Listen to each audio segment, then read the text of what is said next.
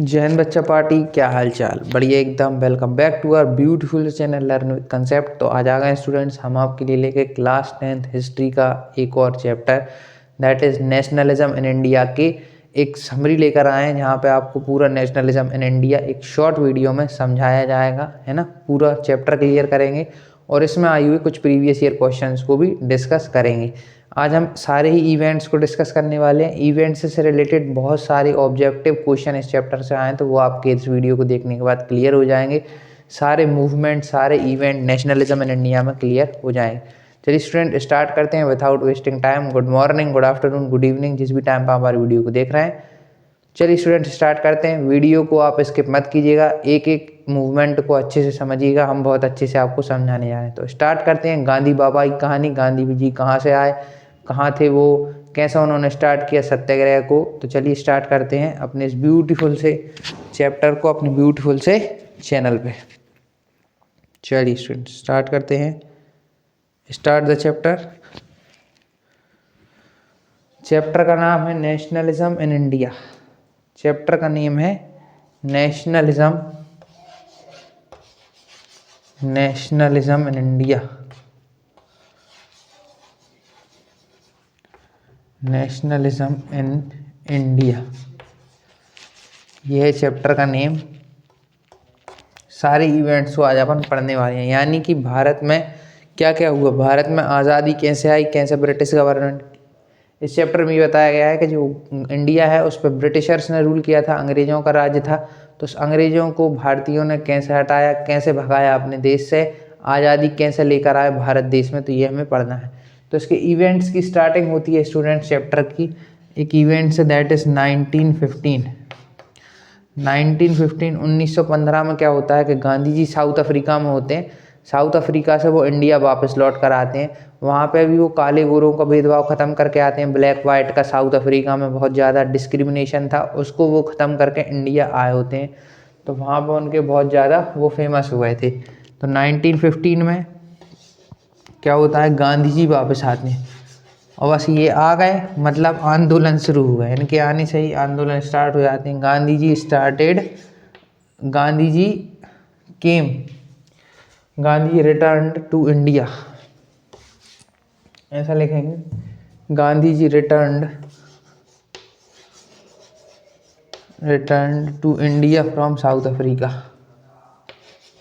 To India from South Africa, from South Africa. South Africa, दक्षिण Africa से वो India आ जाते हैं। कौन? गांधी जी साउथ अफ्रीका से। और क्या करते हैं, इंडिया में आते से ही स्प्रेड करते हैं, spread idea of satyagraha, idea of satyagraha को फैलाना स्टार्ट करते हैं। सत्याग्रह, इनका मतलब ये था अपन को सत्य के रास्ते पे चलना है, कभी भी वायलेंस नहीं करना है। और ये किसका? नॉन वायलेंस का इनका पूरा मोटिव रहता है। नॉन वायलेंस इनका मोटिव रहता है गांधी। वो कहते हैं कोई लड़ाई भिड़ाई नहीं, कोई लड़ाई नहीं, हम बिना लड़े ही अंग्रेज़ों को यहाँ से भगाएंगे, कोई लड़ाई नहीं। गांधी जी का यह कहना था, हम बिना लड़ाई करे ही अंग्रेज़ों को भगा देंगे। तो आप इतना नोट कीजिए पहले। तो गांधी जी कब आए? 1915 में गांधी जी की एंट्री होती है। कब होती है? 1915 में। चलिए, आपने इतना नोट किया होगा। तो गांधी जी कब आए थे इंडिया? 1915 में आए। आते ही किसका आइडिया स्प्रेड कर रहे थे? सत्या। पहले तो गांधी जी आ रहे थे तो बहुत से लोगों को खुशी थी कि गांधी साउथ अफ्रीका, क्योंकि साउथ अफ्रीका में उन्होंने डिस्क्रिमिनेशन का, ब्लैक वाइट को वो ख़त्म करके आ रहे थे। तो जो कांग्रेस के लीडर्स होते हैं, कांग्रेस क्या है? एक इंडियंस की एक ऐसी पार्टी है कांग्रेस। कांग्रेस मतलब होता है एक, कांग्रेस का मतलब होता है assembly of people, group of people. तो कांग्रेस एक पार्टी थी इंडिया की, इंडियन नेशनल कांग्रेस, जो आज भी है। तो उसके लीडर्स जो हैं वो बहुत खुश थे क्योंकि गांधी जी इंडिया आ रहे थे। और गांधी जी इंडिया आते हैं 1915 में। तो आप इस इवेंट को नोट कीजिए, फिर अगले इवेंट पे चलते हैं। अब गांधी जी स्टार्ट करने वाले हैं जर्नी को, मूवमेंट की। 1915 में तो आई हैं। चलिए, आपने इतना नोट कर लिया होगा।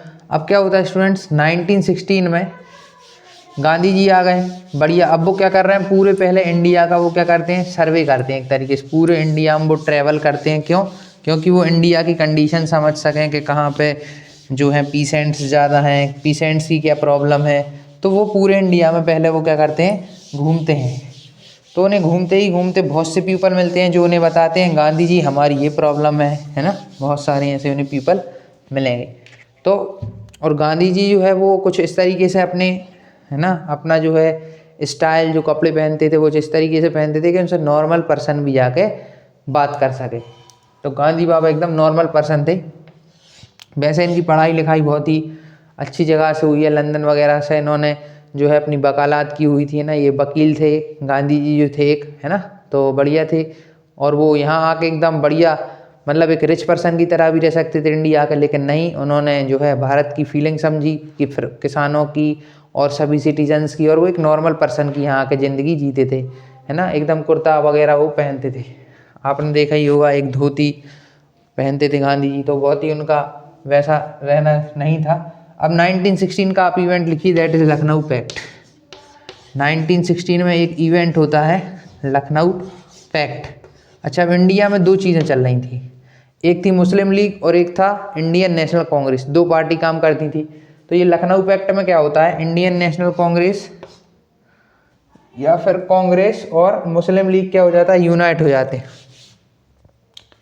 Unite, Congress and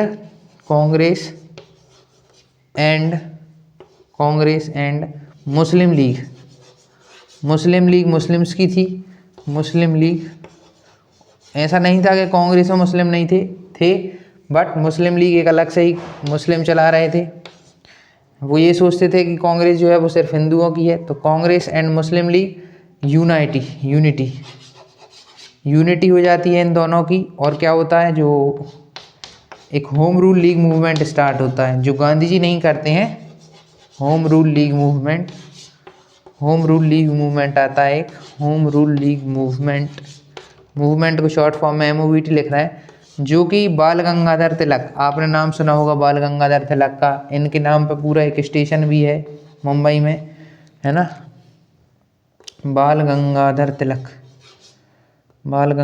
Tilak, Lokmanya Tilak terminus आपने सुना ही होगा, है ना। तो बाल गंगाधर तिलक और एनी बेसेंट ये दो मिलके जो है स्टार्ट करते हैं होम रूल लीग मूवमेंट को इंडिया में। कब? 1916 में home rule league movement start होता है। 1916 में लखनऊ पैक्ट होता है। लखनऊ पैक्ट मतलब, पैक्ट का मतलब होता है बातचीत, कम्युनिकेशन। पैक्ट का मतलब क्या होता है, बातचीत। तो कांग्रेस और मुस्लिम लीग दोनों बैठ के एकदम यूनाइट हो जाते हैं, दोनों मिल जाते हैं। और किसकी स्टार्टिंग होती है, होम रूल लीग मूवमेंट की स्टार्टिंग होती है, जो कि बाल गंगाधर तिलक और एनी बेसेंट ने स्टार्ट किया था। Note this students. अब चलते हैं गांधी बाबा के आंदोलन की तरफ, जो गांधी बाबा ने किए। गांधी बाबा बहुत खतरनाक थे, वो नॉन वायलेंस के साथ ही। गांधी बाबा क्या चाहते थे कि हमको लड़ना नहीं है, हमें बिना लड़े ही क्या करना है, देश को आज़ाद कराना है। तो उन्होंने ये ठान लिया था और वो यही चीज़ को फॉलो करने वाले हैं आगे। नोट कीजिए आप इतना, फिर आपको आगे के इवेंट्स लिखाते हैं। चलिए, अभी तो मैंने आपको ये बताया था। अब क्या है, गांधी जी जो है वो जगह जगह घूम रहे हैं ना, यहाँ जा रहे हैं वहाँ जा रहे हैं, पूरे इंडिया में वो अपना सर्वे कर रहे हैं, ट्रैवल कर रहे हैं। अब क्या होता है, वो चंपारण पहुँचते हैं, वहाँ देखते हैं कि इंडिगो फार्मर्स बहुत परेशान हैं। ठीक है, चलिए इसको आपने नोट कर लिया। अब आता है 1917 का एक इवेंट। यहाँ पे क्या होता है, गांधी जी जो है चंपारण जाते हैं। तो वहाँ जाकर उनको पता चलता है कि यहाँ पे क्या है, इंडिगो फार्मिंग कराई जा रही है किसान से। जो वहाँ के फार्मर हैं, पीसेंट्स हैं, उनसे क्या करवाई जा रही, इंडिगो फार्मिंग कराई जाती है। अब जो इंडिगो फार्मिंग होती है, नील की खेती, उससे वो क्या करते थे, कुछ पार्ट्स में फार्मिंग, किसान पे जैसे कुछ ज़मीन है तो उसका कहते थे कि आप 20 to 30% में जो है आप क्या लगाइए, इंडिगो लगाइए। अब इंडिगो लगाने से क्या होता था, उनकी 2-3 साल में जो है वो इंडिगो लगाने से क्या होता था कि ज़मीन की फर्टिलिटी जो होती है, उर्वरकता जो होती है, पैदा करने की ताकत, कोई भी चीज़ जैसे कहीं भी किसी भी खेत की एक, है ना, फर्टिलिटी होती है, अगर वो कम हो जाती है तो फिर उसमें से कम गेहूँ निकलता है, कम अनाज निकलता है ना। जो भी हम उसमें लगाते हैं, जो भी सीड ग्रो करते हैं, तो वो उससे कम निकलने लगती है, फर्टिलिटी कम। तो इंडिगो लगाने से क्या हो रहा था, फील्ड की, फार्म की फर्टिलिटी कम हो रही थी। तो इसलिए चंपारण में क्या था, 1917 में गांधी जी क्या करते हैं, चंपारण सत्याग्रह करते हैं। चंपारण सत्याग्रह, चंपारण सत्याग्रह होता है ना, चंपारण सत्याग्रह। सत्याग्रह की बहुत सारी चीज़ें थी कि आप क्या कर सकते हैं, आप हड़ताल कर सकते हैं, आप धरने पे बैठ सकते हैं, और बहुत सारी चीज़ें थी जो नॉन वायलेंस के अंदर थी। तो चंपारण सत्याग्रह 1917 में होता है। इसमें होता क्या है, इंडिगो फार्मर्स प्रोटेस्ट करते हैं। इंडिगो फार्मर्स का प्रोटेस्ट रहता है, Indigo farmers protest. Indigo farmers का प्रोटेस्ट होता है क्योंकि उनकी ज़मीन खराब हो रही, तो इनका साथ कौन देते हैं, गांधी जी देते हैं। और वो ये इसमें क्या होते हैं, सक्सेसफुल भी होते हैं, है ना। इंडिगो फार्मिंग के प्रोटेस्टर को वो अपना हक दिलाने में, उनसे ये हटवाने में कि हम इंडिगो फार्मिंग नहीं करेंगे, करेंगे तो बहुत कम जगह में करेंगे, या फिर इस साल करेंगे अगले साल नहीं करेंगे क्योंकि फर्टिलिटी कम होती है। तो वो इनको जो फार्मर्स हैं इनको वो क्या करते हैं, जितवाने में गांधी जी हेल्प करते हैं। तो यहाँ से उनकी स्टार्टिंग हो जाती है गांधी जी की, कि गांधी जी यहाँ से फेमस होना स्टार्ट हो रहा है इंडिया में। 1917 में चंपारण सत्याग्रह, इंडिगो फार्मर्स की उन्होंने हेल्प करी, इंडिगो फार्मर्स खुश। अब वो कहाँ जाने वाले हैं, अब वो गुजरात में एंटर करने वाले हैं। ये चंपारण जो है ये कहाँ है, बिहार में है। ये चंपारण कहाँ है, बिहार। ये लोकेट करने भी आता है स्टूडेंट्स, ध्यान रखिए, लोकेशन बेस्ड क्वेश्चन भी आते हैं। अब क्या होने वाला, अब वो जाने वाले हैं गुजरात। तो गुजरात में उनका होने वाला अहमदाबाद मिल स्ट्राइक, अहमदाबाद मिल स्ट्राइक, अहमदाबाद मिल स्ट्राइक करने वाले हैं। यहाँ पे क्या होता है अहमदाबाद मिल स्ट्राइक में, एक ये अहमदाबाद की मिल है, चक्की है, यहाँ पे जो वर्कर्स काम करते हैं उनको कहा जाता है कि आप जो है, मतलब वहाँ पे एक डिसीज़ फैल जाती है अहमदाबाद में, तो वो लोगों से लेकिन फिर भी काम कराया जाता है। फिर लेकिन उनको उस डिसीज़ में जब वो काम करते हैं उसके पैसे नहीं दिए जाते हैं ना, अहमदाबाद मिल स्ट्राइकर्स। तो यहाँ पे किसका प्रोटेस्ट होता है, ये वर्कर्स का प्रोटेस्ट होता है, वर्कर्स का प्रोटेस्ट। तो यहाँ पे गांधी जी यहाँ पे भी आते हैं और इनको भी सक्सेसफुली, टेक्सटाइल वर्कर्स होते हैं, टेक्सटाइल वर्कर्स। तो यहाँ पे भी गांधी जी सक्सेसफुल होते हैं इनको कराने में पास। यहाँ पे भी गांधी जी क्या होते हैं, सक्सेसफुल होते हैं इनको अपना जो है प्रोटेस्ट को सक्सेसफुली होल्ड करने में, अपना इनको पैसा दिलाने में। इनको पैसा नहीं दिया जा रहा था तो इनको भत्ता दिलाने में, है ना, इनको इनका पैसा दिलाने में भी गांधी जी हेल्प करते हैं। तीसरा आता है इनका, दैट इज़ खेड़ा, जो कि खेड़ा में ये करते हैं, ये भी 1917 का ही होता है। तो खेड़ा सत्याग्रह जो कि पीसेंट्स का होता है गुजरात में। क्या होता है, ये लोग क्या होता है कि इनका टैक्स भर रहे होते हैं ना, तो इनके लिए ये टैक्स में कुछ इनका टैक्स का प्रॉब्लम रहता है। तो खेड़ा सत्याग्रह दैट इज पीसेंट्स का होता है, peasants, peasants of Gujarat, peasants of Gujarat का ये होता है। तो यहाँ पे क्या हो रहा होता है, यहाँ पे भी गांधी जी इनका टैक्स जो है ये इनसे ज़्यादा टैक्स लिया जाता है। खेड़ा डिस्ट्रिक्ट के, खेड़ा है ना, खेड़ा प्लेस के जो हैं फार्मर्स पीसेंट्स हैं उनसे ज़्यादा टैक्स लिया जाता है। तो इनके टैक्स का रिडक्शन कराने में भी गांधी जी इनकी हेल्प करते हैं। तो ये तीन जो चीज़ें होती हैं, चंपारण सत्याग्रह बिहार का, अहमदाबाद मिल स्ट्राइक गुजरात का, और जो खेड़ा सत्याग्रह था, ये तीनों उनके सक्सेसफुल होते हैं। यहाँ से गांधी जी का फेम उठने लगता है, गांधी जी पे लोग बिलीव करने लगते हैं, विश्वास करने लगते हैं कि गांधी जी एक ऐसे पर्सन हैं जो हमें आज़ादी दिला सकते हैं, क्योंकि इनकी बात, जो भी बात ये ब्रिटिश के सामने रख रहे हैं वो बातों मान रहे हैं। यहाँ पर उन्होंने बात रखी कि इंडिगो फार्मिंग मत कराइए इनसे, तो ब्रिटिशर ने वो भी मान लिया। यहाँ पे बात रखी कि आप इनका स्ट्राइक, जो टेक्सटाइल वर्कर्स हैं इनके आप पैसे दीजिए, तो यहाँ पे भी गांधी जी की बात मानी गई, ब्रिटिशर्स ने मान ली। यहाँ पे भी जो बात रखी गांधी जी ने खेड़ा सत्याग्रह में पीसेंट्स ऑफ गुजरात से रिलेटेड, कि आप इन पे कम टैक्स लगाइए, कम टैक्स लीजिए, ये भी बात उन्होंने मान ली। तो यहाँ से गांधी जी पे बिलीव बहुत ज़्यादा बढ़ गया पर्सन का। वो सोचने लगे गांधी जी की हर बात ब्रिटिशर्स मान रहे हैं तो हमें गांधी जी पे बिलीव करना चाहिए। तो गांधी जी पे लोगों का विश्वास बहुत ज़्यादा बढ़ गया और गांधी बाबा भारत में धीरे धीरे फेमस होने लगे। नोट कीजिए आप इन तीनों को, पॉज करके फिर आपको आगे की चीज़ें बताते हैं। चलिए अपना 1917 तक का आपको अगर आ जाए ना अरेंजमेंट में 1917 के चंपारण वगैरह, तो ये सब 90, अभी मैं आपको लास्ट में क्वेश्चन भी कराऊंगा अरेंजमेंट वाले, पहले आप इनको नोट कीजिए फिर डिस्कस करते हैं। Rowlatt act and Jallianwala Bagh massacre. चलिए आपने इसको नोट कर लिया होगा। अब डिस्कस करते हैं 1919 वाले फेनोमेना।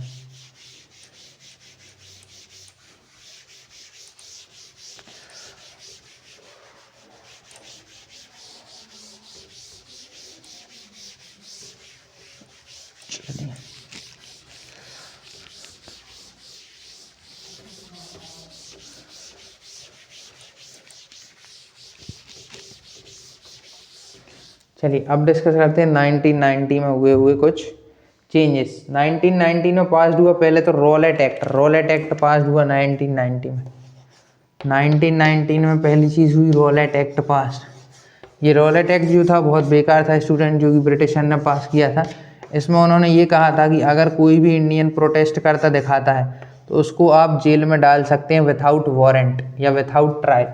तो रॉलेट एक्ट पास विथआउट ट्रायल अरेस्ट, इसका मतलब था आप बिना ही वारंट के बिना ट्रायल के आप उसको अंदर डाल सकते हैं। अगर आपको कोई भी ऐसा दिखता है, अगर वो प्रोटेस्ट के लिए खड़ा हो रहा है तो विथआउट ट्रायल अरेस्ट। इसे काला कानून भी कहा जाता है, ब्लैक लॉ भी इसको कहा जाता है। तो इसमें क्या था, बिना वारंट बिना ही कोई ट्रायल के आपको डायरेक्टली क्या कर दिया जाएगा, जेल के अंदर डाल दिया जाएगा। अगर उनको आप पे शक भी होता है कि आप करने वाले हैं प्रोटेस्ट तो आपको अंदर कर लिया जाएगा। इसके अकॉर्डिंग बहुत बार गांधी जी को जेल के अंदर डाला गया है ना, और भी बहुत सारे लीडर्स को इस लॉ एक्ट के थ्रू डाला गया है जेल में, है ना। और इसी रॉलेट एक्ट पास होने के बाद जस्ट जलियनवाला बाग मैसेकर होता है। जलियनवाला बाग मैसेकर ये भी 1919 में ही होता है। कहाँ पे होता है? अमृतसर में होता है। इन अमृतसर होता है ये। अमृतसर में होता है। 1919 में होता है। क्या होता है इसमें? जो जनरल डायर होता है, general Dyer openly fire on citizens. यहाँ पे लिखवा भी देते हैं आपको। जनरल डायर इसमें क्या करता है? ओपनली फायर करता है। जनरल डायर ओपनली फायर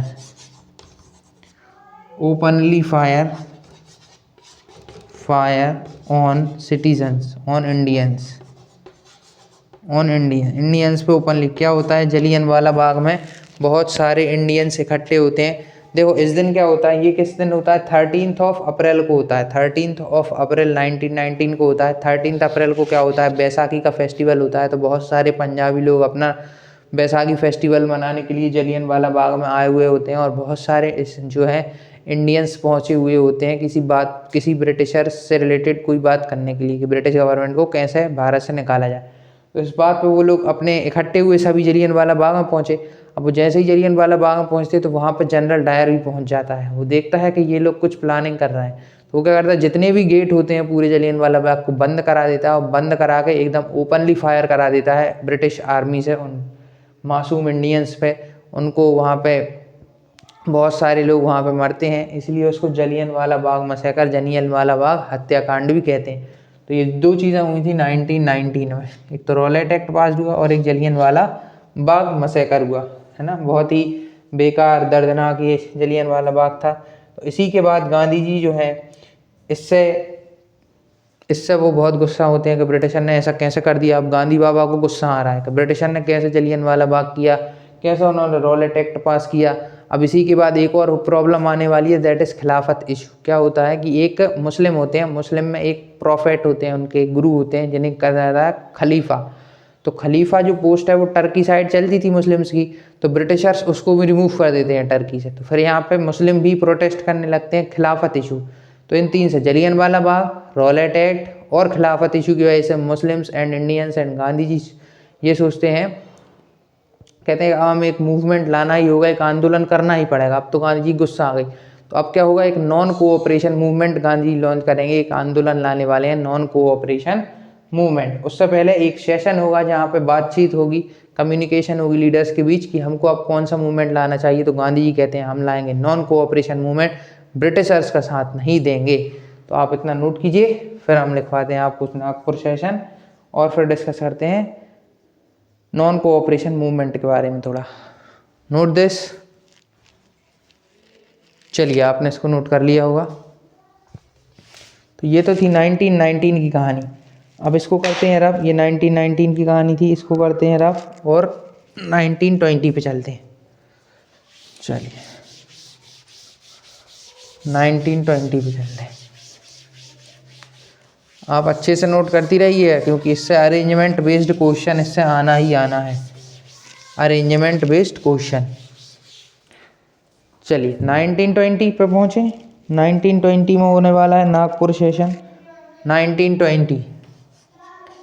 1920 में क्या होने वाला है, नागपुर सेशन होने वाला है और होने वाला है नॉन कोऑपरेशन मूवमेंट की स्टार्टिंग। चलिए 1920 की डिस्कस करते हैं। 1920 में दो चीज़ें होती हैं। पहला तो नागपुर सेशन, नागपुर सेशन जो महाराष्ट्र में होता है, नागपुर महाराष्ट्र में नागपुर सेशन, जिसमें डिसीजन होता है किस चीज़ का, decision of non cooperation movement, है ना। सारे लीडर्स ये डिसाइड करते हैं, गांधी जी भी, कि हमें नॉन कोऑपरेशन मूवमेंट लाना ही पड़े।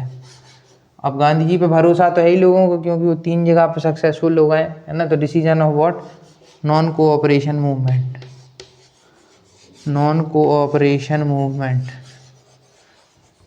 है ना। लोग गांधी जी भरोसा तो करने ही लगे हैं क्योंकि उन्होंने चंपारण, अहमदाबाद एंड खेड़ा डिस्ट्रिक्ट में अपना सक्सेसफुल जो पर्सनैलिटी है वो दिखाई दी है कि ब्रिटिशर उनकी बात मानते हैं। तो लोग सभी मिलके बहुत बड़े मास में, बहुत बड़ा ये आंदोलन होता है, इसमें बहुत से लोग पार्टिसिपेट करते हैं, बट वुमेन का बहुत कम पार्टिसिपेशन होता है।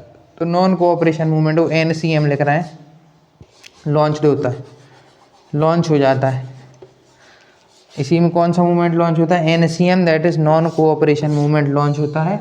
इसमें होगा क्या नॉन कोऑपरेशन मूवमेंट में, कि कोऑपरेट नहीं करेंगे, है ना। ब्रिटिशर्स के साथ कोऑपरेशन बंद कर देंगे कि गवर्नमेंट स्कूल्स में स्टूडेंट नहीं जाएंगे, जो वकील लोग हैं, लॉयर्स हैं, वो कोर्ट नहीं जाएंगे काम करने के लिए। ब्रिटिशर्स की जितने भी प्रोडक्ट्स उनको नहीं खरीदा जाएगा, बाहर के क्लॉथ्स नहीं पहनेंगे, उनका उन्होंने बॉयकॉट किया, आग लगा दी, है ना। ब्रिटिशर क्लॉथ में उन्होंने अपना जो प्रमोट किया, खादी क्लॉथ गांधी जी ने प्रमोट किया। आप देखते हैं गांधी का फोटो आता है, एक सफ़ेद कपड़े में होते हैं ना वो, तो वो खादी ही क्लॉथ होता है, तो उसका गांधी जी इसमें प्रमोशन करते हैं और ब्रिटिशर्स की जितनी भी चीज़ें हैं उनको वो क्या करते हैं, बॉयकॉट करते हैं। तो ये तो था गांधी जी का नॉन कोऑपरेशन मूवमेंट जो वो लेकर आते हैं कब, 1920 में। इससे रिलेटेड क्वेश्चन आते रहते हैं, ऑब्जेक्टिव भी एज वेल एज सब्जेक्टिव भी। अच्छा, इसका विथड्रॉल होता है, अभी विथड्रॉल भी आपको बताएंगे। अभी आपने ये इसको नोट कीजिए 1920 के केसेस। चलिए इसी से जस्ट नीचे लिखवाते हैं इसका विथड्रॉल। 1922 का केस, 1922। अभी ये मूवमेंट चल ही रहा होता है बहुत ज़ोरों शोरों से, लेकिन गांधी जी का कहना होता है साफ साफ नॉन वायलेंस, लड़ाई नहीं करनी है। लेकिन यूपी में क्या होता है, यूपी में चौरी चौरा इंसिडेंट हो जाता है उसी समय। एक जगह है चौरी चौरा, वहाँ पे क्या होता है, कुछ लोग क्या होता है प्रोटेस्ट कर रहे होते हैं, तो पुलिस आके उन्हें रोकने की कोशिश करती है। यूपी की बात है ना, पुलिस उन्हें रोकती है आके, ये आप लोग ये क्या कर रहे हैं। तो वो लोग क्या करते हैं, उस पुलिस स्टेशन में ही आग लगा देते हैं। तो चौरी चौरा इंसिडेंट, इसमें पीपल क्या करते हैं, उस पुलिस स्टेशन में ही आग लगा देते हैं और लगभग 40 पुलिस वाले उसमें ख़त्म होते हैं। तो चौरी चौरा इंसिडेंट 1922। और इसी से क्या होता है, विथड्रॉल, कॉल्ड ऑफ और विथड्रॉल। गांधी जी क्या करते हैं, अपने मूवमेंट को वापस ले लेते हैं। Called off NCM, non cooperation movement को गांधी जी वापस ले लेते हैं, कॉल्ड ऑफ कर लेते हैं। इससे बहुत सारे लीडर गांधी जी से गुस्सा हो जाते हैं कि आपने इतने बड़े मूवमेंट को क्यों बंद किया, इतना ज़ोरों शोरों से लोग इसमें पार्टिसिपेट कर रहे हैं, आपने ऐसे ही बंद कर दिया। बहुत सारे लीडर तो अपनी अलग ही पार्टी बना लेंगे अब। तो 1922 में चौरी चौरा इंसिडेंट के बाद गांधी जी ने क्या किया, नॉन कोऑपरेशन मूवमेंट को वापस ले लिया, क्योंकि गांधी बाबा को गुस्सा आ गई थी कि जब मैं कह रहा हूँ नॉन वायलेंस, अहिंसा अहिंसा कह रहा हूँ, तब भी तुम हिंसा करने पे तो ले हो। तो गांधी जी ने अपने मूवमेंट को वापस ले लिया। अब गांधी जी, अब क्या हुआ, कुछ लीडर यहाँ गुस्सा में आ जाते हैं, गांधी जी के साथ गुस्सा हो जाते हैं, तो वो अपना एक अलग पार्टी बनाएंगे, दैट इज स्वराज पार्टी, जिनका एम होगा कि हम इलेक्शन लड़ेंगे, इलेक्शन के थ्रू असेंबली में जाएंगे और असेंबली में जाकर ब्रिटिश गवर्नमेंट का प्रोटेस्ट करेंगे और स्वराज की आवाज़ उठाएंगे। तो अब फॉर्म होने वाली है स्वराज पार्टी, वो जो की फॉर्म होती है चित्तरंजन दास और मोतीलाल नेहरू के द्वारा। आप इतना नोट कर लीजिए, पहले आपने नोट कर लिया होगा, पॉज करके नोट करिए स्टूडेंट्स, बच्चा पार्टी नोट कीजिए। चलिए आपने इसको नोट कर लिया होगा। अब डिस्कस करते हैं formation of Swaraj party. Chittaranjan Das और मोतीलाल नेहरू तो अपनी अलग ही पार्टी बना लेंगे। मोतीलाल नेहरू पिताजी जवाहरलाल नेहरू के, तो वो तो अपनी एक अलग ही पार्टी बनाने वाले हैं, है ना। तो अपनी अलग पार्टी बनाने वाले हैं स्वराज पार्टी, क्योंकि वो गांधी जी से गुस्सा हुआ है। गांधी जी ने इतना बड़ा मूवमेंट वापस लिया तो लिया कैसे। तो अब बात आती है 1923 की। 1923 इससे पहले तो कुछ नहीं, 1922 के बाद लास्ट यही है ना। Swaraj party, formation of Swaraj party होती है, formation of Swaraj party. Swaraj party question आता है, स्वराज पार्टी किसने फॉर्म की। Swaraj party by CR Das and Motilal Nehru, दो लोग मिलकर ये फॉर्म करते हैं। मोतीलाल नेहरू दोनों जन मिलकर अपनी स्वराज पार्टी फॉर्म करते हैं। और यहाँ पे क्या होता है, ये इनका ये एम होता है कि इलेक्शन, एम क्या होता है,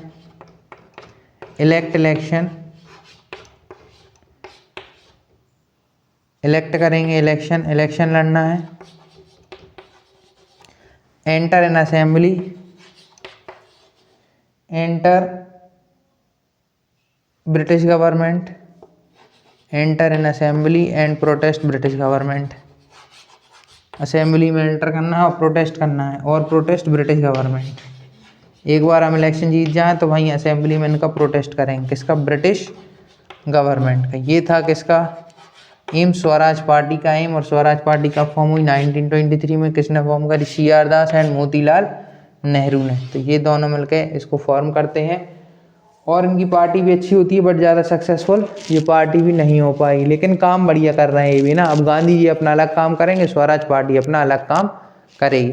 तो ये होता है स्वराज पार्टी बनने से कौन कौन फॉर्म करेगा, चित्तरंजन दास, CR दास और मोतीलाल नेहरू। चलिए स्टूडेंट्स, अब डिस्कस करते हैं कुछ आगे के इवेंट्स। आप इसको नोट कर लीजिए 1923 वाले को।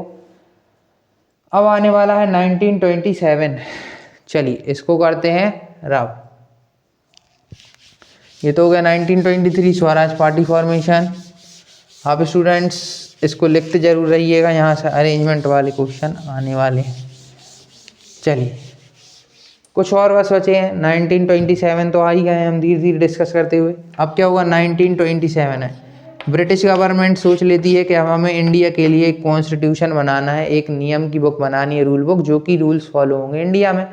तो ब्रिटिश गवर्नमेंट ये सोचती ही है, तो वो अपना एक कमीशन भेजती है, that is called Simon commission. लेकिन इसकी प्रॉब्लम ये होती है कि इसमें एक भी इंडियन नहीं होता है। Simon commission came to India.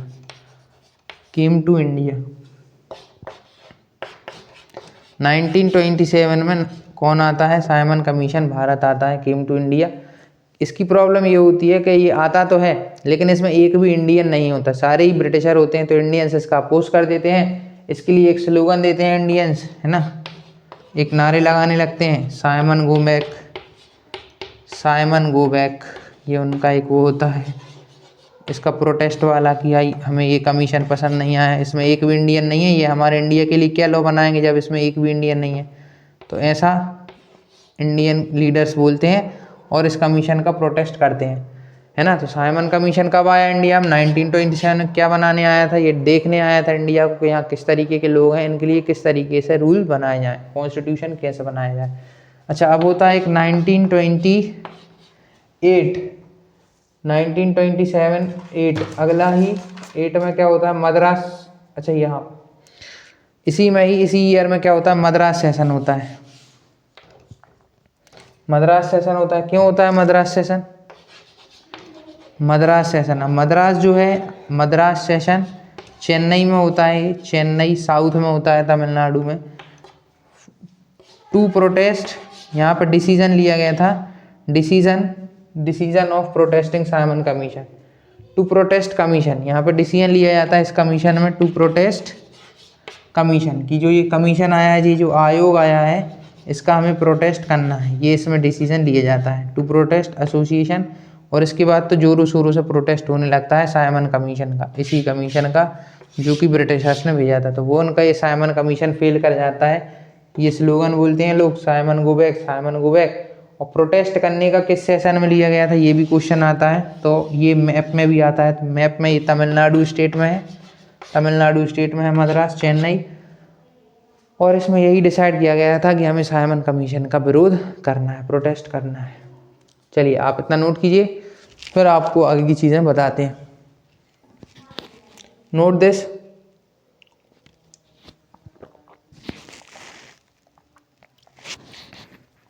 चलिए स्टूडेंट्स, आपने इतना नोट कर लिया होगा। Note this.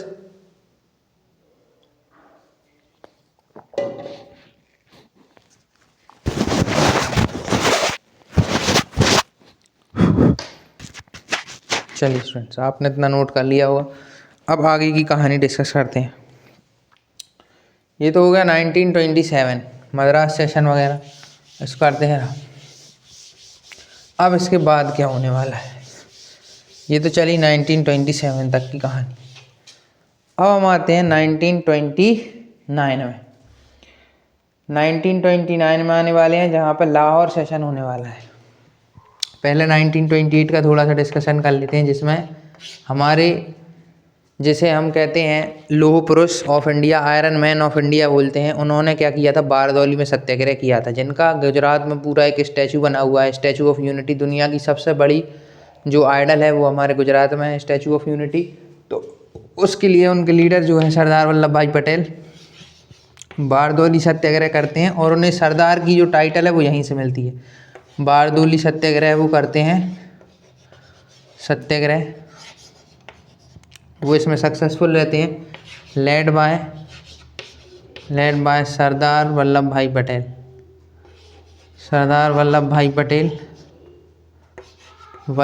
पटेल। और उन्हें ये जो टाइटल मिला ना सरदार का, वो टाइटल भी उन्हें कहाँ से मिला, यहीं से मिला।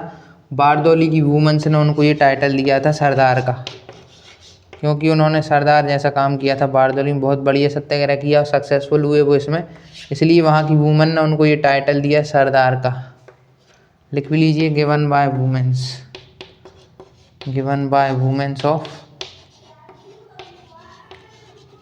Women's of Bardoli. बारदौली की महिलाओं ने उन्हें ये टाइटल दिया था, बारदौली। चलिए अब इसके बाद डिस्कस करते हैं 1929 का। 1929 में क्या हुआ था, 1929 की कुछ चीज़ें हैं जो हमें डिस्कस करनी है। 1929 में हुआ लाहौर सेशन। 1929 में होता है लाहौर। लाहौर कहाँ है, आज जो पाकिस्तान है वही पहले लाहौर हुआ करता था, लाहौर सेशन होता है। यहाँ पे पूर्ण स्वराज को वो किया जाता है, डिसीजन ऑफ पूर्ण स्वराज। वो कहते हैं अब तो हम पूर्ण स्वराज लेकर ही मानेंगे, डिसीजन ऑफ पूर्ण स्वराज कि हमें अब पूर्ण स्वराज चाहिए, पूर्ण स्वराज। ये क्वेश्चन आता है बोर्ड में, मैप में यही पूछा जाता है कि फ्रॉम वेयर विच सेशन पूर्ण स्वराज, डिमांड ऑफ पूर्ण स्वराज इंक्रीजेस। तो कहाँ से डिमांड बढ़ी थी, लाहौर सेशन से बनी थी डिमांड। अब इस डिसीजन की जगह आप डिमांड भी लिख सकते हैं। और इसी सेशन में क्या कहा नेहरू जी ने और सरदार वल्लभ भाई पटेल ने कि हम 26 जनवरी को क्या मनाएंगे, अब इंडिपेंडेंस डे, है ना। तो 26 जनवरी डिक्लेयर्ड एज इंडिपेंडेंस डे। 26 जनवरी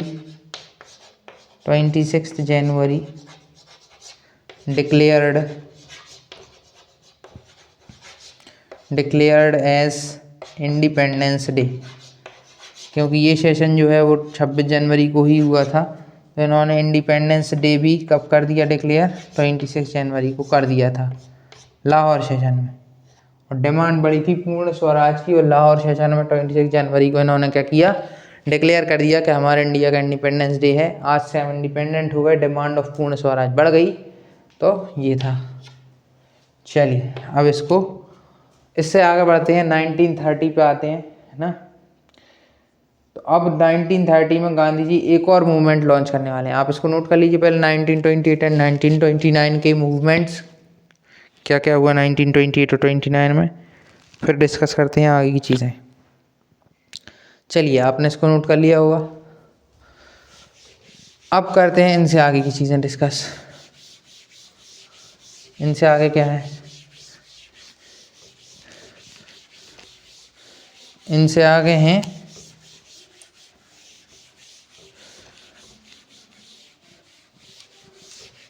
इनसे आगे अब आने वाला है सिविल डिसोबीडियंस मूवमेंट, जिसमें वुमेन ने बहुत ज़्यादा पार्टिसिपेट किया।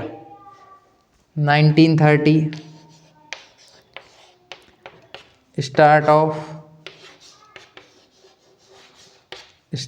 Of civil disobedience movement.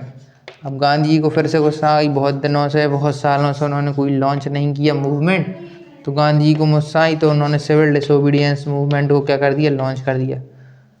Start of civil disobedience movement by Gandhi ji. Gandhi बाबा गुस्सा में हैं बहुत ज़्यादा, तो मैंने एक तो कोई मूवमेंट लॉन्च नहीं किया, ब्रिटिश हल्के में ले रही है, तो अपन क्या करें, सिविल डिसोबीडियंस मूवमेंट को लॉन्च करते हैं। इसमें भी वही था कि ब्रिटिश, इसमें क्या था कि लॉस भी ब्रेक किए जाएंगे, है ना, लॉ ब्रेक भी किए थे इन्होंने इसमें। यहीं पे क्या होता है 1930 में सॉल्ट मार्च निकाली जाती है। सॉल्ट मार्च में क्या होता है, गांधी चलते हैं, वॉक करते हैं साबरमती से लेकर दांडी तक। सॉल्ट लॉ ये था कि हमें क्या करना है, नमक इंडियंस को नहीं बनाना है, ब्रिटिशर का बना बनाया नमक खरीदना है, लेकिन गांधी जी इस लॉ को तोड़ेंगे। गांधी बाबा पावर में आ गए, गुस्सा में आ गए, क्योंकि बहुत सालों से लॉन्च नहीं किया कोई मूवमेंट, तो वो कहते हैं चलो नमक कानून तोड़ेंगे सिविल डिसोबीडियंस मूवमेंट लॉन्च करने के बाद। यहीं से स्टार्टिंग होती है सिविल डिसोबीडियंस मूवमेंट की, सॉल्ट लॉ को ब्रेक करने। साबरमती से दांडी तक वो चलते हैं, 240 माइल्स की ये डिस्टेंस होती है, चलते हैं और दांडी में जाके बढ़िया सा नमक बनाते हैं, तबेले में बढ़िया से गर्म करके आग लगा के भाप निकाल के बढ़िया से सॉल्ट बनाएंगे, सॉल्ट लॉ को वायोलेट करेंगे। तो सॉल्ट मार्च कहाँ से कहाँ होती है, फ्रॉम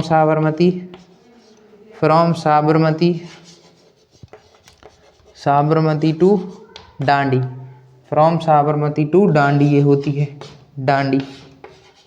दांडी ये दोनों ही गुजरात में है।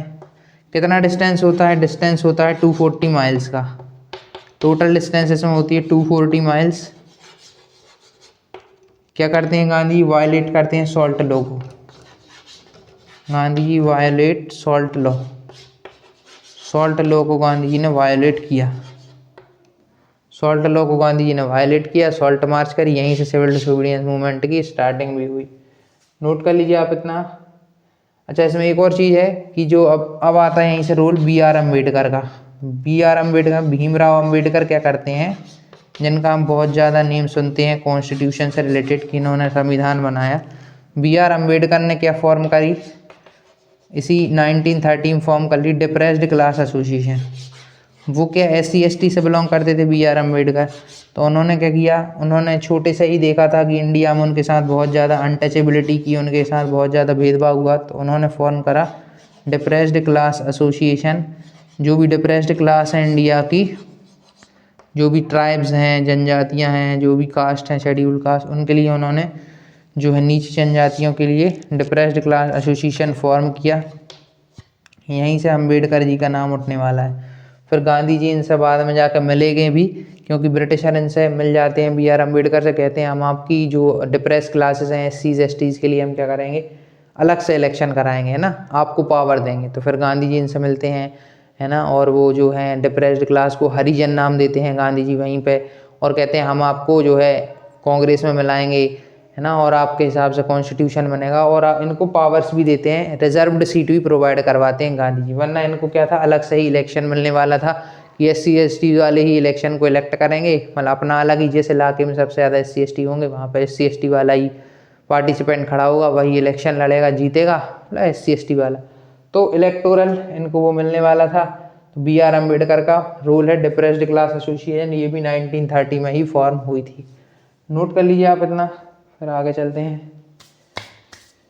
अब आने वाला है गांधी इरविन पैक्ट। गांधी जी ने तो लॉन्च कर दिया सिविल डिसोबीडियंस मूवमेंट, क्यों, क्योंकि गांधी जी की 11 डिमांड थी कि सॉल्ट लॉ हटाइए, जो भी आप टैक्स ले रहे हैं लैंड रेवेन्यू वो हटाइए, है ना, और हमें जो है जितने भी हमारे लीडर्स आपने जेल के अंदर डाल करके उन्हें बाहर कीजिए। तो ये सब डिमांड जो इरविन थे, वायसराय ऑफ इंडिया, उन्होंने नहीं मानी। फिर से गांधी जी गुस्सा आया, तो उसी वजह से इन्होंने सिविल डिसोबीडियंस मूवमेंट लॉन्च किया था और सॉल्ट लॉ को वायोलेट किया था। अब इरविन जी समझ गए कि गांधी तो और खतरनाक हो गया है पहले से भी, तो अब वो क्या करेंगे, गांधी बाबा को बुला के चेयर पे बुलाएंगे, बैठेंगे उनके साथ, कॉफ़ी पियेंगे और गांधी जी से कहेंगे, गांधी जी आप राउंड टेबल कॉन्फ्रेंस में आइए। राउंड टेबल मतलब गोल टेबल है, वहाँ पे बहुत सारे लीडर बैठते हैं, वहाँ से आपसे बातचीत की जाएगी, आपकी डिमांड मानी जाएंगी। तो राउंड टेबल कॉन्फ्रेंस में बुलाएंगे, गांधी इरविन पैक्ट होगा, उसके बाद हमारा सस्पेंशन हो जाएगा, हमारा कुछ समय के लिए, कुछ टाइम के लिए सिविल डिसोबीडियंस मूवमेंट सस्पेंड कर जाएगा। तो अब डिस्कस करते हैं 1931 वाली condition, Gandhi Irwin pact. Gandhi Irwin pact होगा, गांधी जी से इरविन कहेंगे कि आप राउंड टेबल कॉन्फ्रेंस में जो है आइए। वो पहुंचेंगे सेकेंड राउंड टेबल कॉन्फ्रेंस में, है ना, लेकिन वहाँ पे भी उनको कुछ खास नहीं मिलता गांधी जी को, तो फिर से आके 1932 में लॉन्च करेंगे, मतलब फिर से वो कंटिन्यू कर देते हैं सिविल डिसोबीडियंस मूवमेंट को। तो गांधी इरविन पैक्ट होता है, Gandhi Irwin pact. Irwin Gandhi ji से कहते हैं आप आपका ये मूवमेंट थोड़ा सा शांत कर लीजिए, आप आइए राउंड टेबल पे, आपकी सारी डिमांड मानी जाएंगी। गांधी इरविन पैक्ट होता है ना। तो यहाँ पे क्या हो जाता है, टेम्पोररीली थोड़े टाइम के लिए जो सिविल डिसोबीडियंस मूवमेंट है उसको CDM लिखते हैं शॉर्ट फॉर्म में, वो सस्पेंड हो जाता है, सस्पेंडेड। तो गांधी थोड़ी कुछ समय के लिए अपने जो मूवमेंट को है शांत कर देते हैं, सस्पेंडेड। गांधी जी अटेंड करते हैं इसमें, गांधी जी अटेंड करने जाते हैं क्या, Gandhi ji attends second round table conference, second round table conference वो गांधी जी जाके अटेंड करते हैं, round table conference Gandhi ji जाके इसको अटेंड करते हैं, है ना। लेकिन यहाँ पे भी उन्हें कुछ खास रिजल्ट नहीं दिखता है सेकेंड राउंड टेबल कॉन्फ्रेंस में। तो फिर से 1932 में गांधी क्या करने वाले होंगे, अपने ही मूवमेंट को कंटिन्यू करेंगे वो आके। तो लेकिन 1931 में तो कुछ टाइम के लिए, 1 साल के लिए जो अपना सिविल डिसोबीडियंस मूवमेंट है वो शांत पड़ जाता है। लेकिन फिर से गांधी जी गुस्सा आएगा कि एक तो तुमने मुझे राउंड टेबल कॉन्फ्रेंस में बुलाया इरविन, और फिर मेरी डिमांड नहीं मानी, फिर से अपना कंटिन्यू करूँगा सिविल डिसोबीडियंस मूवमेंट। तो 1932 में गांधी जी फिर से अपना मूवमेंट जो है कंटिन्यू करने वाले हैं, CDB मूवमेंट रीस्टार्टेड। इसको नोट कर लीजिए आप, 1931 की कंडीशंस, फिर 1932 आपको बताते हैं। अच्छा, ये विथड्रॉल का भी, ये जो सस्पेंशन है, ये रीज़न पूछा जाता है एग्जाम में कि क्यों सस्पेंड हुआ था सिविल डिसोबीडियंस मूवमेंट। चलिए अब डिस्कस करते हैं 1932। 1932 की कंडीशंस क्या हुआ 1932 में,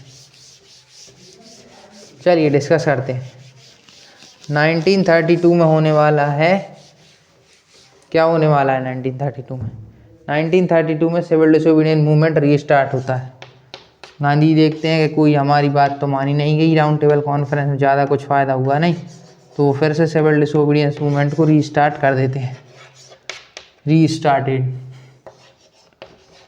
रीस्टार्ट करते हैं। इसमें एक चीज़ होती है, पूना पैक्ट होता है। इस टाइम पे क्या होता है, गांधी जेल में होते हैं, है ना, और जो मैंने आपको पहले ही बताया BR अम्बेडकर जो हैं उनसे कौन मिल जाता है, ब्रिटिशर मिल जाते हैं। क्यों, क्योंकि गांधी जी जो हैं वो कहाँ हैं, जेल में हैं। तो गांधी जी किसको बुलाते हैं, गांधी जी कुछ नहीं खाते पीते हैं बढ़िया से, मतलब कुछ भी नहीं खाते हैं, है ना, कि मैं कुछ नहीं खाऊंगा जब तक मुझे BR अम्बेडकर से नहीं मिलाया जाए। तो पूना पैक्ट में कौन किस किस की मीटिंग होती है, मीटिंग ऑफ गांधी जी और BR अम्बेडकर। गांधी जी उनसे कहते हैं कि हम आपको रिजर्व्ड सीट देंगे, Gandhi ji and BR Ambedkar. BR Ambedkar को गांधी जी समझाते हैं कि ब्रिटिशर जो हैं आपको और हमको अलग अलग करना वाले हैं, डिवाइड एंड रूल की पॉलिसी खेलने वाले हैं। तो आप ऐसा मत कीजिए, अपने लिए इलेक्टोरल रोल अलग से मत निकालिए, हम आपको रिजर्व सीट देंगे SC ST वालों को असेंबली में। और गांधी जी ने यहीं पर हरिजन टर्म भी दिया, हरिजन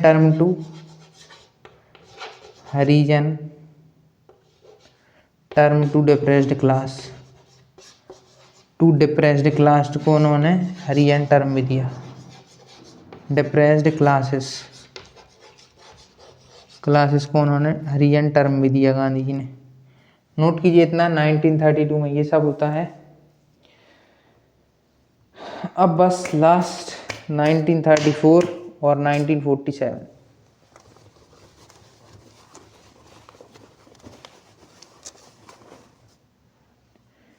चलिए इसको करते हैं रब, आपने पॉज करके इसको नोट किया होगा। अब 1934 की कंडीशन है, जब सिविल डिसोबीडियंस मूवमेंट अब ख़त्म होने वाला है, 4 साल चल चुका।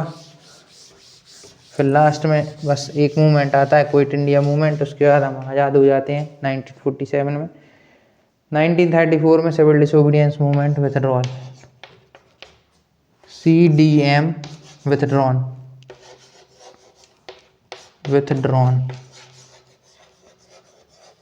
ये मूवमेंट विथड्रॉन होता है। एक लास्ट में एक मूवमेंट आता है, quit India movement,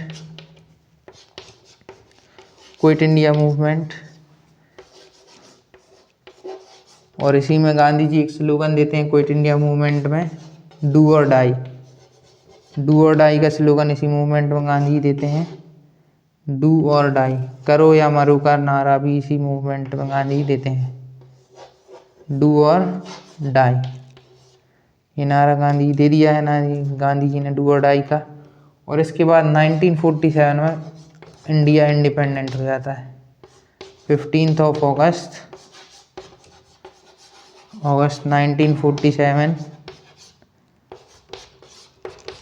India got independence,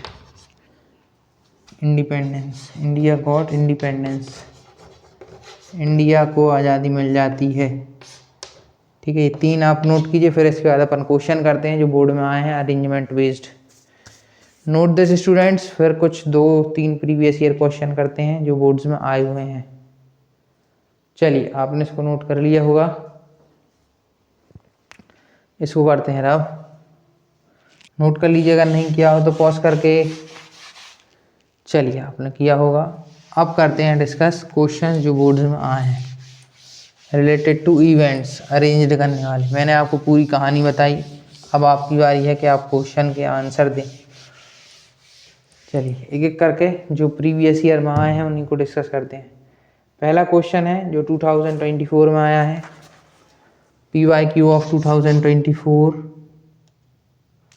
PYQ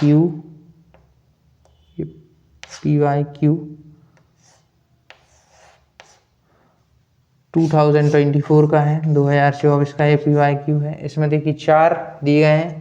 पहला है first statement, formation of Swaraj party,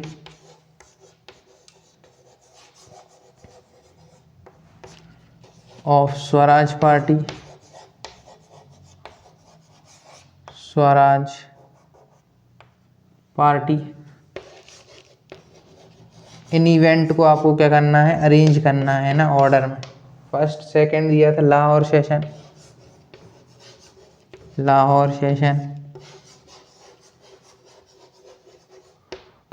तीसरा इवेंट दिया था इन्होंने गांधी इरविन पैक्ट,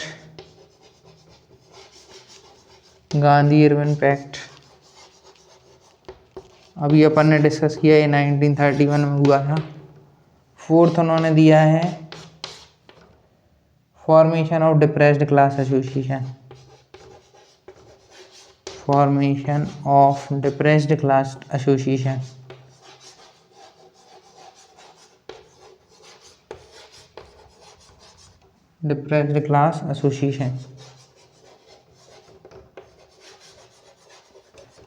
चलिए कमेंट कीजिए आंसर, इसमें कौन सा आंसर था। चलिए इस आंसर कमेंट कीजिएगा क्या आंसर है। देखिए अपन इसको डिस्कस करते हैं। वैसे मैंने आपको बता दिया है, आपको भी ये मिल गया होगा, एक बार आप रीड कर लीजिए पूरे 4 ऑप्शन, सोच लीजिए अपने मन में कि क्या है इसका आंसर, फिर हम आपको बताते हैं। चलिए आपने सोच लिया होगा। पहला है फॉर्मेशन ऑफ स्वराज पार्टी। तो स्वराज पार्टी बनी थी स्टूडेंट जब नॉन कोऑपरेशन मूवमेंट का एंड हो गया था इन 1923, ये हुई थी, है ना। और जो लाहौर सेशन था वो तो 1929 में हुआ था, मैंने आपको ये सब लिखवा दिया है। गांधी इरविन पैक्ट 1931 में, और डिप्रेस्ड क्लास एसोसिएशन 1930 में फॉर्म हुई थी। तो इनमें से देखिए सबसे पहले कौन आया, सबसे पहले आने वाला है आपका ये, है ना, उससे पहले तो कुछ है नहीं। तो पहला हो गया, फर्स्ट नंबर पे ये आएगा। सेकंड पे कौन आने वाला है, दैट इज़ लाहौर सेशन आपका सेकंड नंबर पे हो जाएगा। थर्ड नंबर पे आपका होने वाला है ये और फोर्थ पे आपका आने वाला है ये, तो ये आपका हो गया करेक्ट, दैट इज़ 1, 1 के बाद आने वाला है 2, 2 के बाद आने वाला है 4 और 4 के बाद आने वाला है 3। ये ऑप्शन आपका सही था। तो इस तरीके के क्वेश्चन बोर्ड्स में आते हैं। तो इसका स्टूडेंट्स आंसर था 1 2 4 3, 1 2 4 3 इसका आंसर हो गया था। ये इस तरीके से आपका आंसर, मतलब पहले नंबर पे ये, दूसरे पे ये हुआ, तीसरे पे ये हुआ, चौथे पे ये हुआ। इस तरीके से अरेंजमेंट वाले क्वेश्चन इस चैप्टर से आते हैं। चलिए आपने इसको नोट कर लिया होगा। अगला कराते हैं आपको PYQ। अगला जो है वो भी ऐसा ही आया था।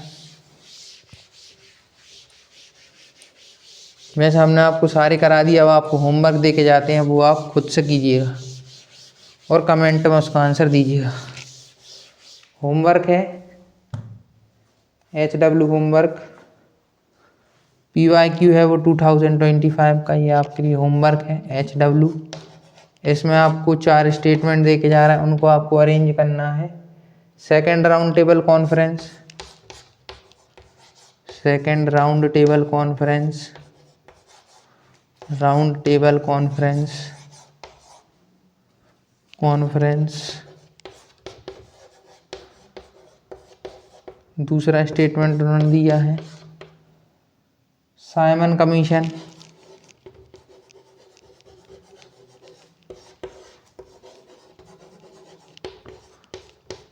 Arrives in India, arrives in India. चलिए ये भी आपका हो गया होगा। तीसरा, थर्ड हो गया beginning of Dandi march, of Dandi march. ये हुई थी 12 मार्च 1930 से start, Dandi march. Fourth statement है incident of Chauri Chaura, incident of Chauri Chaura, of Chauri Chaura. चलिए इसका आंसर आप कमेंट बॉक्स में ज़रूर करें स्टूडेंट्स, इसका क्या होगा। आप सब मैंने आपको नोट्स दिए, उनसे आप देखें कि ये कौन सा है और आप बताएं इसका कमेंट में आंसर। आपने पढ़ तो लिया ही है इस चैप्टर को मेरी वीडियो से, उसको पढ़ने के बाद आप इसका आंसर ज़रूर दें। कमेंट बॉक्स में आप इसका कमेंट ज़रूर करें आंसर। अगर स्टूडेंट्स आपको ये वीडियो अच्छा लगा हो, समझ आया हो, ये चैप्टर अब क्लियर हो गया हो, तो हमारे इस वीडियो को लाइक करें, चैनल को सब्सक्राइब करें। मिलेंगे स्टूडेंट्स आपसे नेक्स्ट वीडियो में नेक्स्ट टॉपिक के साथ। कमेंट जरूर करें कि क्लास 10th के लिए अब कौन सा टॉपिक लेकर आना है जिसमें आपको डाउट्स हो। जय हिंद स्टूडेंट्स, मिलेंगे नेक्स्ट वीडियो में।